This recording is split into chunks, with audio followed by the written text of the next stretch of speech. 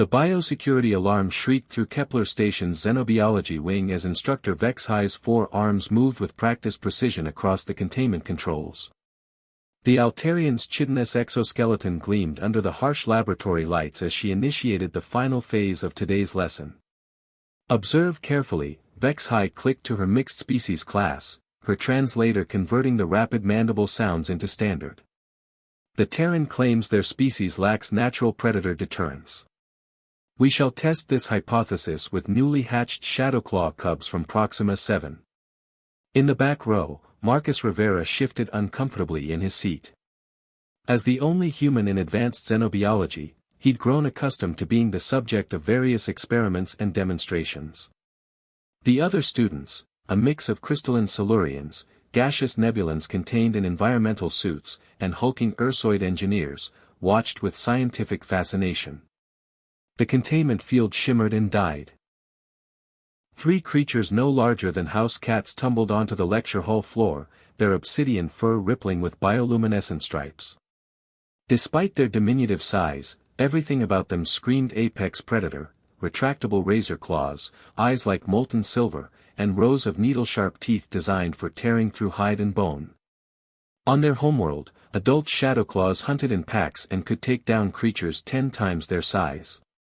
Note the immediate predatory assessment behavior, Vex-High narrated as the cubs oriented themselves, nostrils flaring as they processed the alien scents. They're cataloging potential threats and prey items.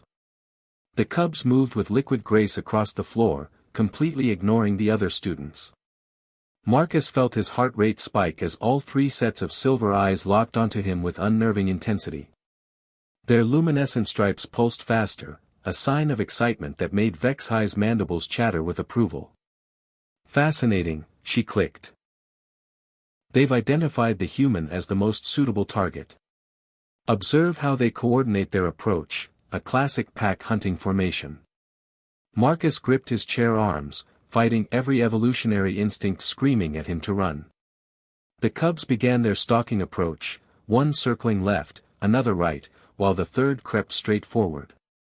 Their movements were hypnotic, deadly, perfectly synchronized despite their youth. But something unexpected happened as they drew closer. The lead cub paused mid-stalk, tilting its head with an almost puzzled expression. Its luminescent stripes shifted from the excited orange of the hunt to a curious blue-green. It took another step forward, then another, but the predatory crouch was gone, replaced by something resembling cautious exploration. The cub reached Marcus's feet and did something that made the entire lecture hall fall silent. It began to purr. The sound was deep and resonant, nothing like an earth cat but unmistakably expressing contentment.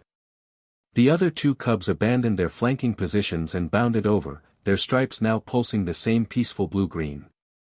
Before Marcus could react, all 3 cubs had scrambled up his legs and settled into his lap like oversized, deadly house cats. They kneaded his jacket with careful precision, claws retracted, and their purring created a harmonic resonance that seemed to vibrate through his bones.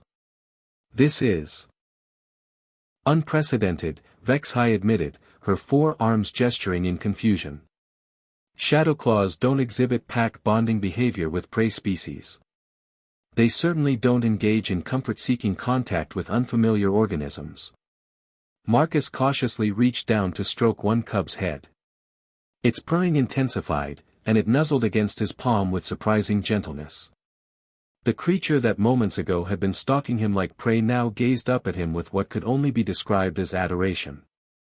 Maybe, Marcus said softly, scratching behind the cub's ear-like sensory organs, humans don't survive because we're tough or intimidating. Maybe we survive because sometimes, even the most dangerous things in the universe just want to be loved.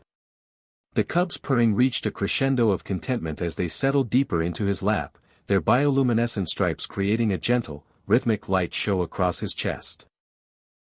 Instructor Vex-High made several rapid notes on her data pad, her mandibles clicking thoughtfully.